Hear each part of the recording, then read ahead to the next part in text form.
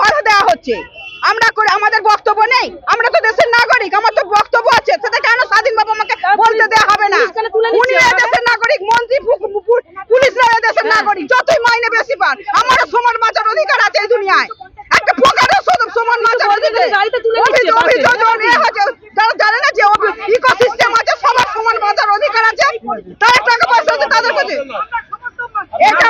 আমাদের উনি প্রমিস করেছিলেন যে আপনারা এলে আপনাদের কাজ হবে, সেই কারণে আমরা এসেছি। এখন এবার টর্চার করলে হয়?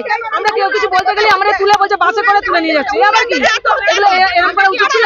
আপনি বলেছিলেন আমরা স্বাস্থ্য ভবন যাচ্ছি তো না, না ওদের পুলিশরা ধরে তুলে নিচ্ছে, আমাদেরকে ট্রেনে তুলে নিয়ে চলে যাচ্ছে। তবে আমরা সারা কাজ করছি, আমাদের বেতন বাড়াতে হবে।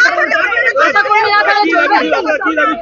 আমাদের দাবি, যে দাবিগুলো স্বাস্থ্য ভবনে ওনারা বলেন আজকে এলে সবকিছু সলিউশন হয়, এখন উনি দেখছি এরকম পুলিশ দিয়ে সরিয়ে দিচ্ছে। ফলো করুন সংবাদ প্রতিদিন ডিজিটাল।